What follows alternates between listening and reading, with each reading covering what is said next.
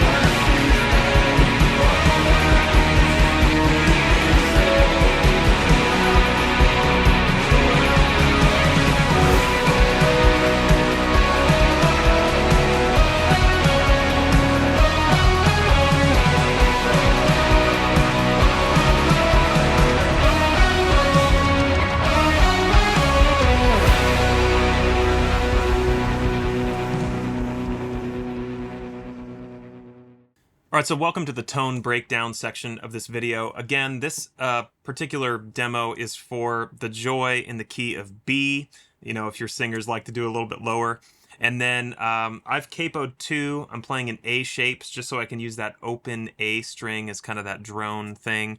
But really, this is designed to be played with one guitar. And obviously, you could take this part and add a rhythm guitar to it as well. But the tones that I've created and the parts that I displayed for this particular video really are designed with a single guitar player in mind. So keep that in mind. What I do when I have just one guitar is typically add a little bit more wet effects, a little bit more reverb and delay to kind of fill the space that a rhythm guitar would take up. I also try to play a little bit more pedal tones, and sometimes in the case of this song, I'll play some parts a little bit lower on the neck just to add some more beef instead of playing like a high single note line, which could get a little thin in a full band mix without a rhythm guitar. So just some general notes on that. But I just want to give you an overview of the tones for each part. So if you have my Quad Cortex Tone Shepherd rig preset, this should look very natural to you. This is my basic template that I use, and my template basically I just copy and paste for each new song that I'm programming in, and then tweak different parameters as I go. So I don't really use I don't personally use my template as like a just one template that I just change BPMs for. I use it a little bit more like a toolbox. So I've got all my overdrives available to me. I have some of my favorite reverbs and delays available to me, but I'm not afraid to change things up, especially not afraid to change settings, even settings like EQ on each overdrive block, as I will show you in a little bit. So yeah, let's just go through each part. But again, if you want to purchase this rig preset so that you can have this then to tweak, you can go to thetoneshepherd.com. I'll share more about that with you later. But let's look at it part by part. So this first part is the intro. It goes like this.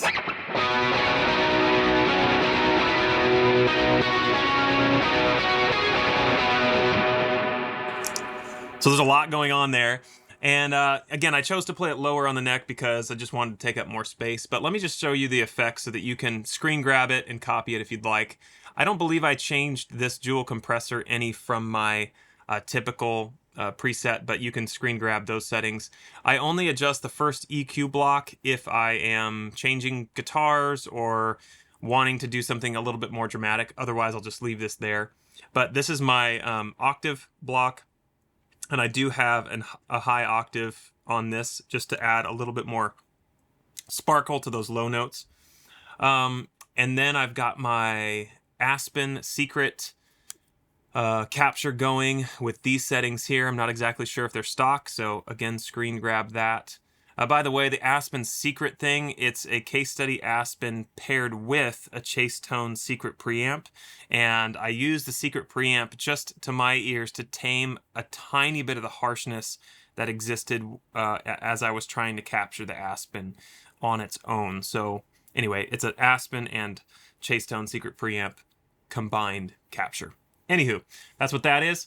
I've got my my favorite chorus block on here. Anyway, I use this a lot, so moderate mix, mode 3 and 4. Again, copy those settings. I've got a tremolo on, pretty good depth and 16th note subdivision there. Then I have a tape delay on at these settings, quarter note delay. Pay attention to low and high pass. I do change those a lot, just depending on how I want the tone of the reverb and the delay to sound. This is my first reverb block. It's the modulated reverb. I'm a huge fan of modulated. I have the modulated before and after the amps as an option. Sometimes I'll run one or the other. Sometimes I'll run both. So, yep, screen grab that. Amp settings, I really don't change per scene. And so that's why there's no, I don't have these assigned to scenes because I just kind of set and forget this per song, but I might change this per song or per guitar or things like that. We'll get into that later.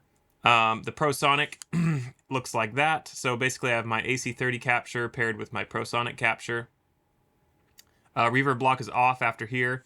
And then the EQ block looks like this. Just a note on this EQ block. I was playing the song in the key of E. We had a female lead it not too long ago, And so I was playing it higher, like this.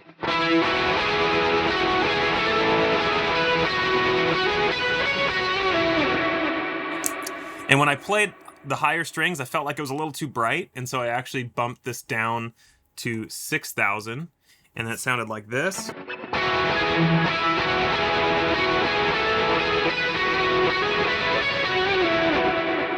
So it just took, I mean, you might not even be able to hear that, but it took like a little bit of the edge away. But since I'm playing lower on the neck in the key of B, I left it higher. This is my stock template designed for this guitar. And I prefer it there. But again, if you're playing in a different position, you may want to shelve a little bit of that high frequency. All right, let's move on to the next part. So let's look at verse 1, which is really just kind of a swell part in between things. So after that big intro, it lands on a B, playing an A shape, and then it goes, it's a G sharp minor to an E, then it goes like this.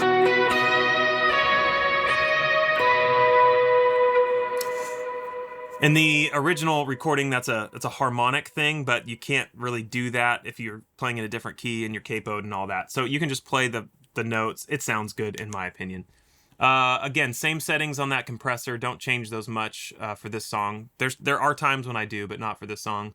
This EQ block is going to stay the same, so I'm not going to review these every time. This is the pitch block at those settings, so a little higher octave and no sub-octave. I have my daily driver capture on at these settings. Then I've got the Chief DC2 at these settings. A little bit different mix. Turn the tremolo off. Have the tape delay still going, quarter note, these settings. Now I've got two reverbs on, before and after. So this one I have moderate mix, moderate decay, but then the one after I have higher mix, higher decay. And that's just so you can get a little bit more of that swell action.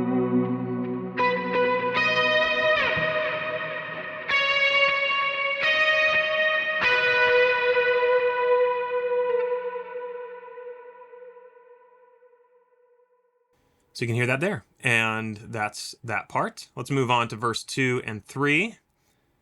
You'll see pretty quick that I moved to a digital delay as opposed to a tape delay. I wanted that strong dotted eighth note thing going on. High mix. The low pass is pretty open, around 6,000 hertz, which makes it brighter, so better for that classic dotted eighth clarity sound. I turned the octave off. These are normal. Then, just so you know, I did change some settings on the daily driver, so made it a little bit brighter and took away some mids and bass. Just felt like it needed that for that part.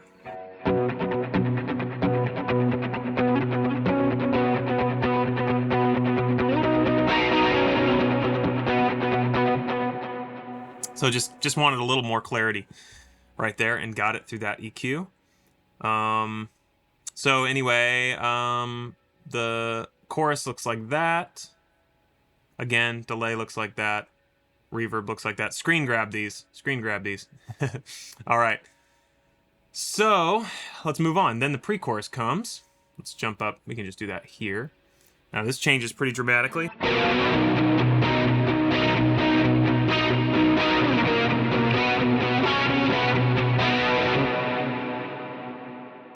So some fun stuff is happening there. The octave gets turned back on with a little bit of high, a little bit of low. Then I'm using my focus fuzz on this part, which is just a great fuzz pedal. I have one of the original limited edition focus fuzz that has, you know, the hard to find whatever it is in there. But it's a great capture of that fuzz. On this particular one, I turned the gain down substantially. I wanted it to feel much more like an overdrive. The focus fuzz really is more like an overdrive anyway, but anyway, for this part, I wanted lower gain. Still has that tight, focused sound of a fuzz pedal, but still retains some overdrive-ness to it. So there's that, and then the mix is turned all the way up on the chorus block, and then back to the tape delay at a quarter note. Note the low pass, so it is much warmer sounding. So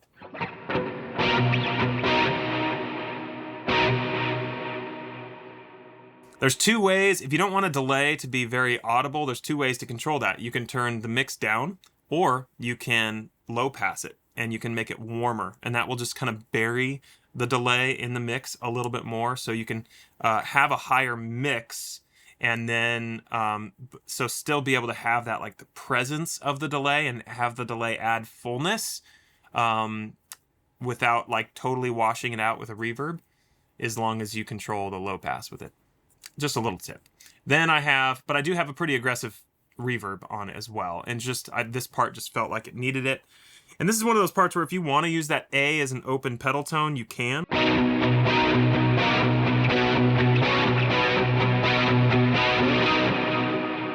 Or if you have another guitar player, you can just play the single note like this.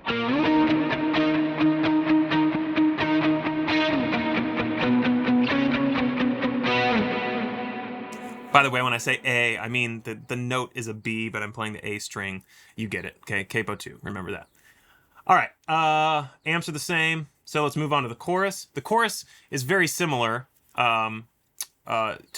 I'm using the Focus Fuzz at almost the same settings. I believe the treble changes a little bit. Yes, so the treble, I increased the treble just a tiny bit, and then everything else is the same from the pre-chorus.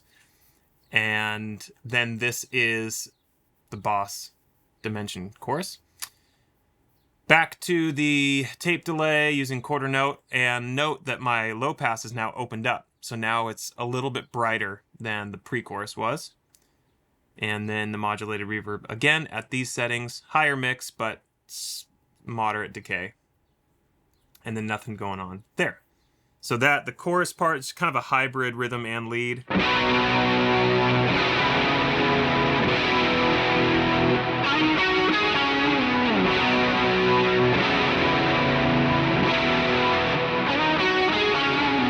And then I'm just doing octaves, kind of bar chord stuff.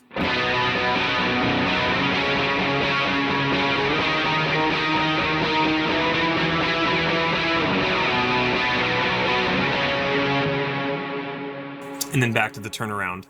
All right, so let's move on. The next part is the bridge, and that sounds like this.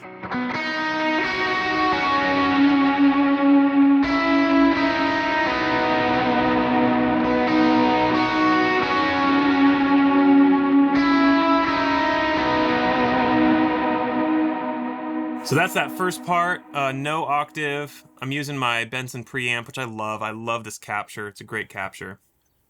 No modulation, dual delay. So this is an interesting one. I don't know what prompted me to do this necessarily. It just felt right, but I did digital delay, quarter note at these settings. Screen grab them.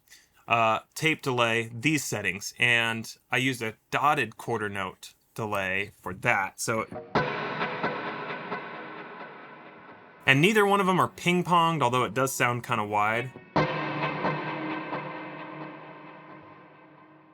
But neither have the ping-pong on. They're both off, just so you know. I haven't been showing you that for every preset, but I'm pretty sure on this one, yeah, they're all off. So yeah, I just felt like that part needed it. Again, when you have one guitar that's kind of ringing out, I'm a big fan of dual delays. It doesn't sound like a super apparent dual delay. You might not even be able to tell that that's what's happening. It just adds width and dimension to that sound. And then I also have both of my reverb blocks on. So this is my first reverb block at these settings. I made it a lot brighter. You can see that here, so pay attention to that. And then the one after is, typically I use the one after with a longer decay and the one before with a shorter decay. It's just typically how I run it. And yeah, that's that part. Then it goes into a heavier bridge section that sounds like this.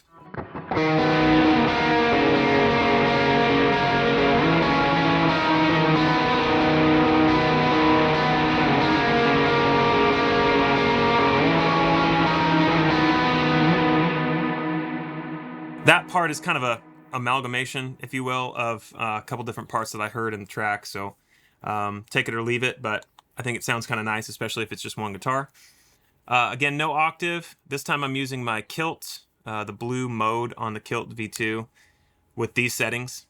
And then the digital delay is a dotted eighth note, typical digital delay sound. And then this is the first reverb block at these settings. Second reverb block at these settings.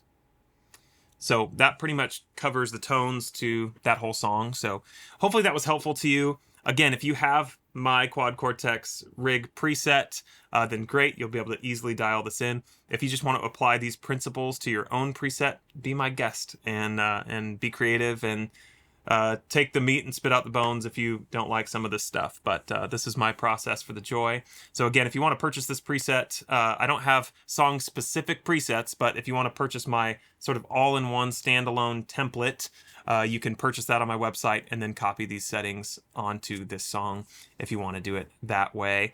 That preset comes with lifetime updates. So as I add different presets for different guitars, you'll get those as well. So I'll be making more of those in the future. Might already be up at the time of you watching this video. Again, hope that was helpful. And really just my heart is that this would lead you into a greater understanding of dialing in tone, and that you just have confidence to walk in on a Sunday morning and know your parts and be confident in your tone and just be present to your team and to the Lord so that you can minister to Him and the congregation that you're called to minister to. So anyway, bless you. Until I see you in the next video. Be blessed.